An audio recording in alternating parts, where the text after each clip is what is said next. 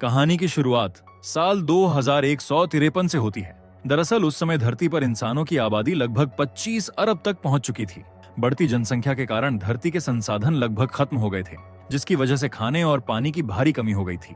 इसी मुश्किल समय में भेजा गया स्पेस प्रोब पैलियो 7 ग्रह टेनिस तक पहुंचा। वहां से आई तस्वीरों में एक ऐसी दुनिया दिखाई दी जो काफी हद तक धरती जैसी थी।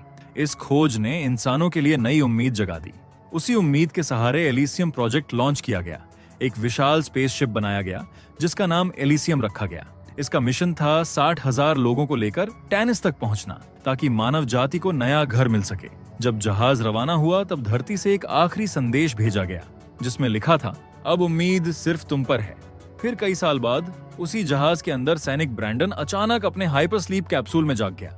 उसने घबराहट में अपने शरीर से जुड़े ट्यूब्स और लाइफ सपोर्ट सिस्टम हटाए और कैप्सूल से बाहर निकल आया।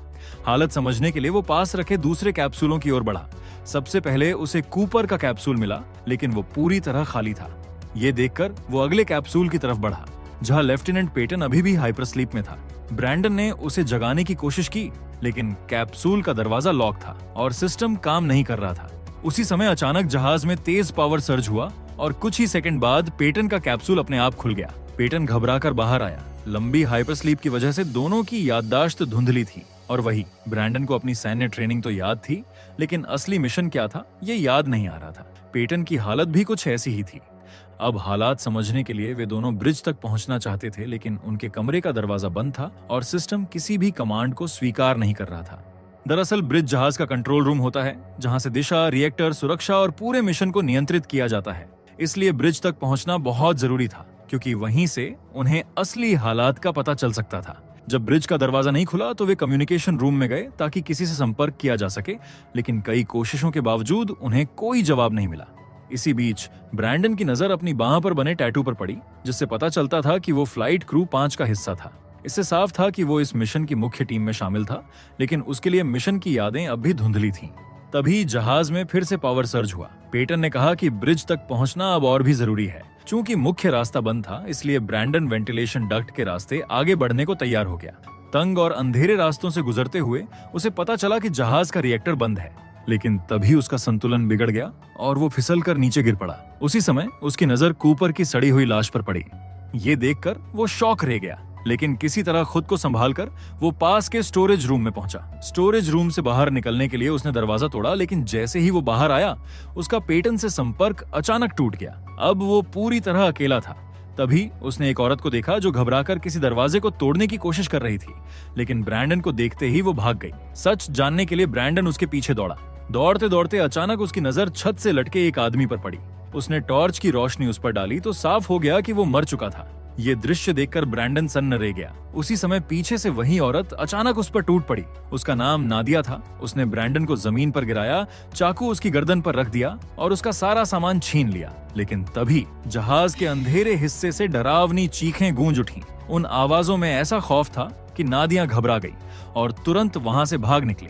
ये सुनकर ब्रैंडन अभी संभल ही रहा था कि अचानक ऊपर से कोई अज्ञात ताकत उस लटकी हुई लाश को खींचकर अंधेरे में ले गई।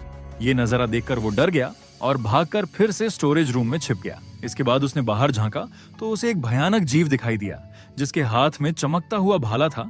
वो इधर उधर सूंघते हुए कुछ ढूंढ रहा था और तभी उसके जैसे और भी जीव वहां इकट्ठा हो गए। इसी बीच पेटन का रेडियो कॉल आने लगा। खतरे को भांपते हुए ब्रैंडन ने तुरंत आवाज बंद कर दी ताकि जीव उसकी मौजूदगी न जान सकें। लेकिन तभी एक जीव वेंटिलेशन डक्ट के पास आया और कूपर की लाश उठाकर ले गया। जब हालात कुछ शांत हुए तो ब्रैंडन ने दोबारा रेडियो चालू किया और पेटन को बताया कि जहाज में खतरनाक जीव घूम रहे हैं जो बचे हुए लोगों का शिकार कर रहे हैं। ये सुनकर पेटन ने सच्चाई बताई। ये जहाज किसी सामान या डेटा को लाने के लिए नहीं बना था, बल्कि 60,000 लोगों को हमेशा के लिए एक नए ग्रह टेनिस पर बसाने के लिए भेजा गया था। ये सुनते ही ब्रैंडन को धुंधली याद आई कि उसकी पत्नी भी शायद इसी जहाज में मौजूद है। इसलिए उसने उसे ढूंढने का फैसला किया। लेकिन पेटन ने समझाया कि सबसे पहले जहाज पर कंट्रोल पाना जरूरी है, वरना कोई भी सुरक्षित नहीं रहेगा। इसके बाद ब्रैंडन सिक्योरिटी रूम में पहुंचा और एक नॉन लीथल एंटीराइट हथियार उठा लिया। हथियार तैयार करने के बाद उसने पेटन से कहा कि वो उसे रिएक्टर तक पहुंचने का सुरक्षित रास्ता बताए और रास्ते भर गाइड करता रहे। तब अचानक ब्रैंडन का हाथ कांपने लगा। उसे शक हुआ कि कहीं वो पेंडोरम सिंड्रोम का शिकार तो नहीं हो रहा। दरअसल पेंडोरम सिंड्रोम लंबी हाइपरस्लीप के बाद होने वाली मानसिक बीमारी है, जिसमें इंसान भ्रम, डर और पागलपन का शिकार हो सकता है। फिर खुद को संभालते हुए ब्रैंडन आगे बढ़ा, लेकिन रास्ते में उसे एक आदमी तार से लटका हुआ दिखा। पहले उसे लगा कि वो मर चुका है, लेकिन ध्यान से देखने पर पता चला कि वो जिंदा है। ये समझकर ब्रैंडन तुरंत उसके पास गया और सावधानी से उसे नीचे उतारा। होश में आते ही उस आदमी ने अपना नाम शेफर्ड बताया, जो क्रू 6 का सदस्य था। शेफर्ड ने पहले सोचा कि ब्रैंडन रेस्क्यू टीम से आया है, लेकिन जब उसे पता चला कि ब्रैंडन अभी अभी हाइपरस्लीप से जागा है और खुद हालात से अनजान है, तो उसने उसके आदेश मानने से इनकार कर दिया। फिर उसने अपने शरीर पर ग्रीस लगा ली ताकि उसकी गंध छिप जाए और वे जीव उसे पहचान न सकें। तभी दूर अंधेरे में नीली मशालों जैसी रोशनी दिखी, जो इस बात का संकेत थी कि खतरनाक जीव उनकी तरफ बढ़ रहे थे। ये देखकर ब्रैंडन ने तुरंत अपना नॉन लीथल हथियार उठा लिया, लेकिन शेफर्ड ने उसे रोकते हुए कहा कि इस हथियार से उन जीवों पर कोई खास असर नहीं होगा, इसलिए यहाँ रुकना बेकार है। फिर मजबूरी में ब्रैंडन उसकी बात मान लेता है और दोनों भागने लगते हैं। शेफर्ड आगे आगे दौड़ रहा था और ब्रैंडन उसके पीछे। भागते हुए ब्रैंडन बार बार मुड़कर देखता रहा कि कहीं जीव उनके बहुत पास तो नहीं आ गए, लेकिन कुछ ही सेकंड में हालात बिगड़ गए, क्योंकि जीव बहुत तेजी से अलग अलग दिशाओं से फैल चुके थे और उन्होंने शेफर्ड को चारों तरफ से घेर लिया था। ब्रैंडन ने पूरी कोशिश की कि वो उसके पास पहुंच सके, लेकिन अब दूरी बढ़ चुकी थी। फिर अगले ही पल जीव शेफर्ड पर टूट पड़े और ब्रैंडन बेबस होकर ये सब देखता रह गया। फिर भी उसने हार नहीं मानी।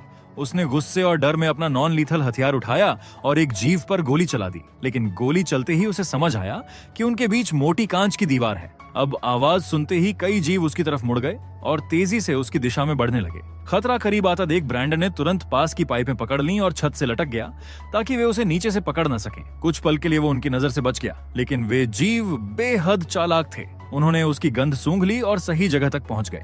फिर उन्होंने नीचे से लटकी तारों और केबलों को खींचकर उसके पैरों में उलझा दिया और उसे जकड़ लिया।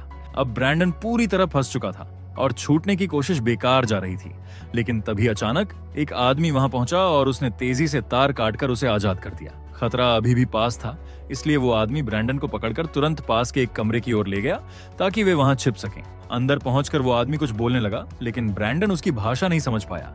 फिर भी उसकी बांह पर बने टैटू को देखकर ब्रैंडन समझ गया कि वो एग्रीकल्चर टीम का सदस्य है। फिर उसने इशारे से अपना नाम बताया, जो था मैनी। अब समय बर्बाद किए बिना ब्रैंडन ने उसे समझाया कि उसे रिएक्टर रूम तक पहुंचना है। मैनी ने उसकी बात समझ ली। फिर दोनों सावधानी से कमरे से बाहर निकले और साथ साथ रिएक्टर की दिशा में आगे बढ़ने लगे। रिएक्टर की ओर बढ़ते हुए वे एक बड़े सेक्शन में पहुंचे जहां विशाल कंटेनर रखे थे। तभी अचानक नादिया सामने आ गई और उसने बिना किसी चेतावनी के ब्रैंडन पर हमला कर दिया। ब्रैंडन ने तुरंत पलटकर वार किया, लेकिन नादिया ने उसे जोर से धक्का देकर एक कंटेनर के बाहर गिरा दिया। हालात बिगड़ते देख मैनी बीच में आया और ब्रैंडन की रक्षा करते हुए नादिया को पीछे हटने पर मजबूर कर दिया। तनाव बढ़ता देख ब्रैंडन ने अपना एंटी रायट हथियार चला दिया। उसके प्रभाव से ऊपर रखा डीला मलबा हिलकर उन पर गिरने लगा। गिरते मलबे के बीच ब्रैंडन ने नादिया से कहा कि आपस में लड़ने से कुछ हासिल नहीं होगा, इसलिए उन्हें साथ मिलकर काम करना होगा। आखिर में वे आगे बढ़ने लगे और नादिया वहीं पीछे रह गई, लेकिन थोड़ी देर बाद वो फिर उनके पास आई और बोली कि वे गलत रास्ते पर जा रहे हैं। ब्रैंडन ने उससे सही रास्ता दिखाने को कहा, लेकिन नादिया हिचकिचाई, क्योंकि जिस इलाके से होकर रिएक्टर तक जाना था वहां से कोई वापस नहीं आता था। लेकिन जब ब्रैंडन ने भरोसा दिलाया कि वो जहाज को संभाल सकता है और उसे सुरक्षित उतार सकता है, तो नादिया मान गई। फिर वो उन्हें एक बंद दरवाजे तक ले गई और बताया कि इसे खोलने में समय लगेगा। इंतजार के दौरान अंधेरे से जीवों की गुर्राहट सुनाई देने लगी। तभी अचानक पावर सर्ज हुआ और रोशनी झपकने लगी। उसी अफरा तफरी में जीव उनकी ओर बढ़ने लगे। जैसे ही दरवाजा खुला, तीनों तुरंत अंदर घुस गए और दरवाजा बंद होते होते वे बाल बाल बच गए। अंदर सुरक्षित पहुंचने के बाद ब्रैंडन को पता चला कि नादिया जेनेटिक कलेक्शन टीम से है। जेनेटिक कलेक्शन टीम का काम धरती के पौधों और जानवरों का डीएनए सुरक्षित रखना होता है ताकि नए ग्रह पर जीवन दोबारा बसाया जा सके। फिर नादिया ने बताया कि जब वो कुछ महीने पहले जागी थी तब उसके साथ 5 लोग थे, लेकिन अब वो अकेली बची है। उसने ये भी कहा कि 30% सैंपल नष्ट हो चुके हैं और अगर रिएक्टर जल्दी ठीक नहीं हुआ तो बाकी सैंपल भी खत्म हो जाएंगे, क्योंकि उन्हें ठंडे और स्थिर माहौल की जरूरत होती है। उसी समय जहाज के दूसरे हिस्से में पेटन को वेंटिलेशन डक्ट की तरफ से हल्की आवाज सुनाई दी। आवाज सुनकर पेटन हथियार लेकर सावधानी से डक्ट की ओर बढ़ा। डक्ट के पास पहुंचकर उसने देखा कि उलझी हुई पाइपों के बीच से एक हाथ बाहर निकला हुआ है, जहां वो आदमी मदद के लिए गुहार लगा रहा था। ये सुनकर पेटन ने तुरंत उसे बाहर खींच लिया। बाहर आते ही उस आदमी ने खुद को सोल्जर गैलो बताया और कहा कि वो ब्रिज के सेक्शन से यहां तक पहुंचा है।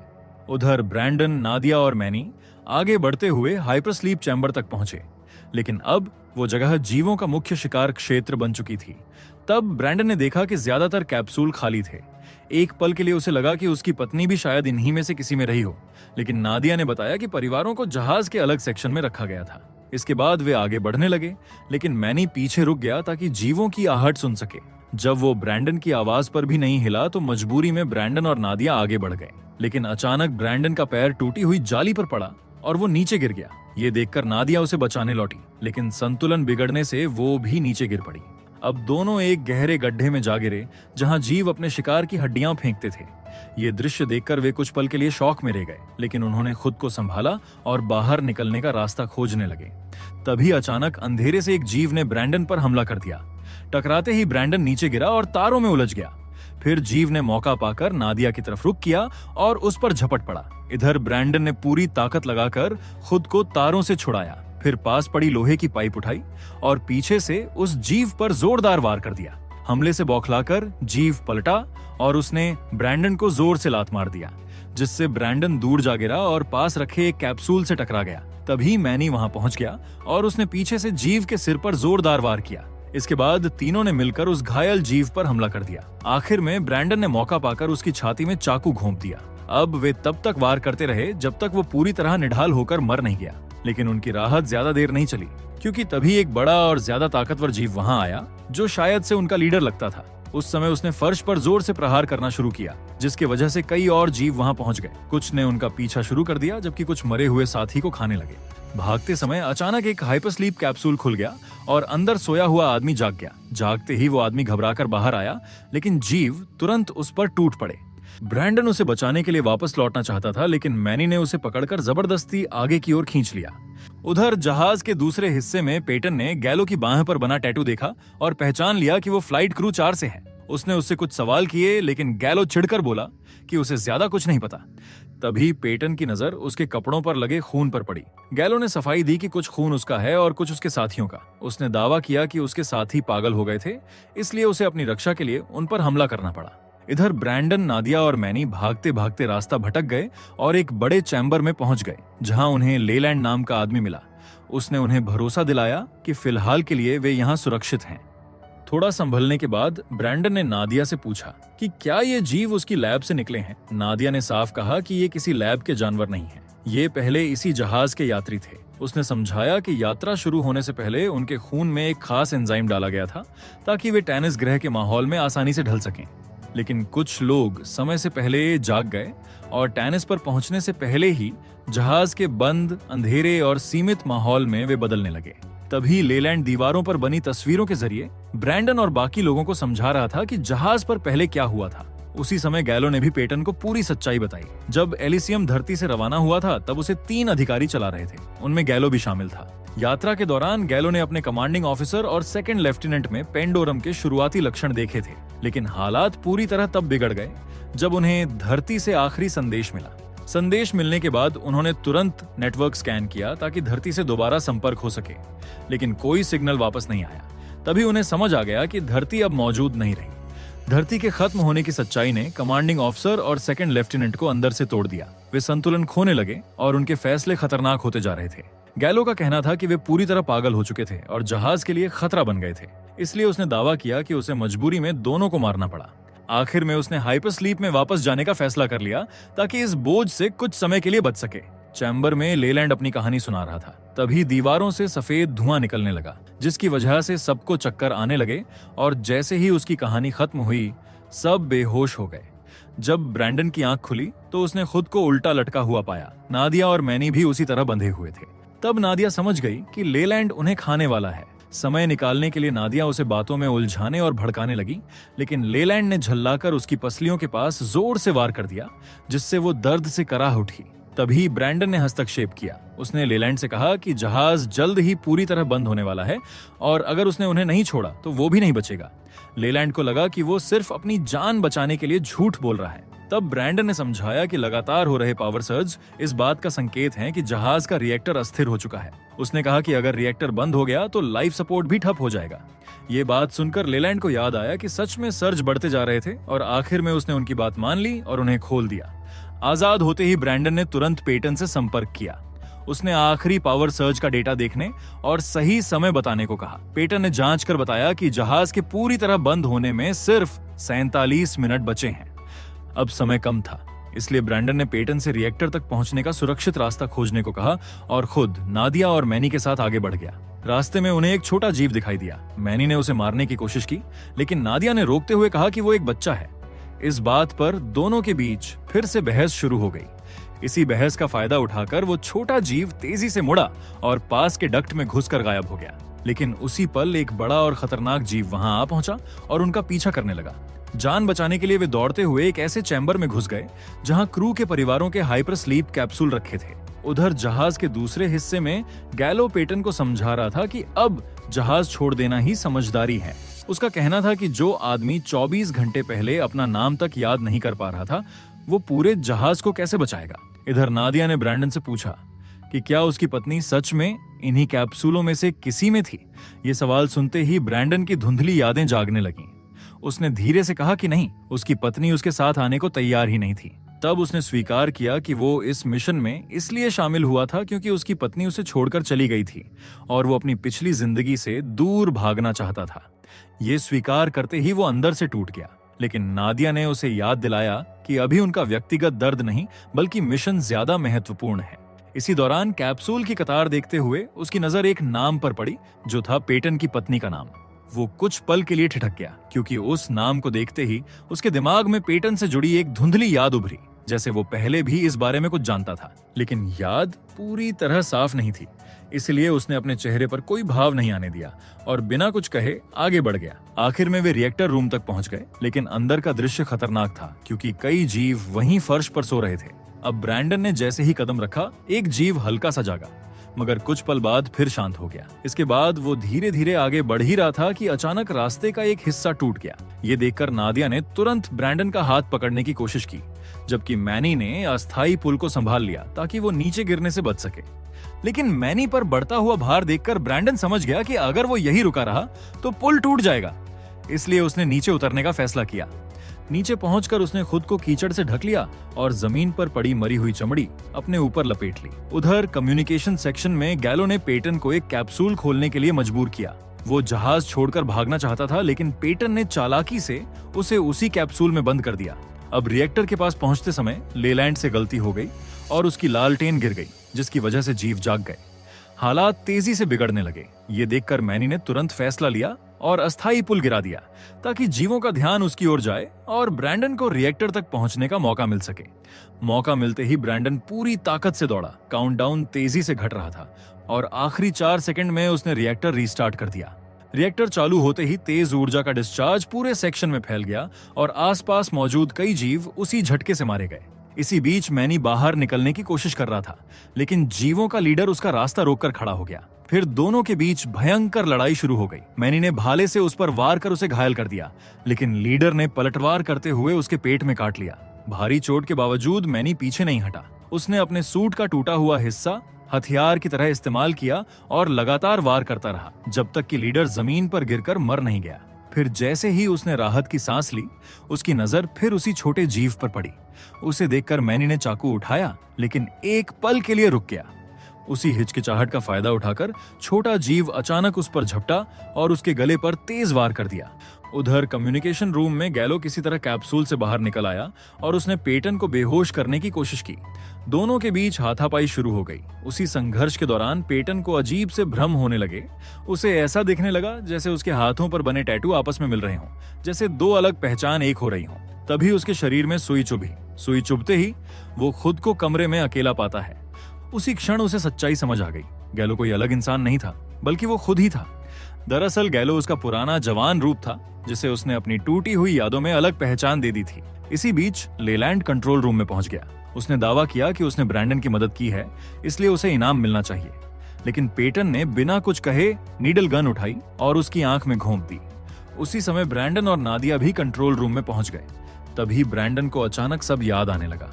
उसे समझ आ गया कि पेटन असली लेफ्टिनेंट नहीं है। तभी पेटन ने भी सच स्वीकार किया कि वो असल में सोल्जर गैलो है। ये सुनकर ब्रैंडन ने पूछा, हम आखिर हैं कहाँ?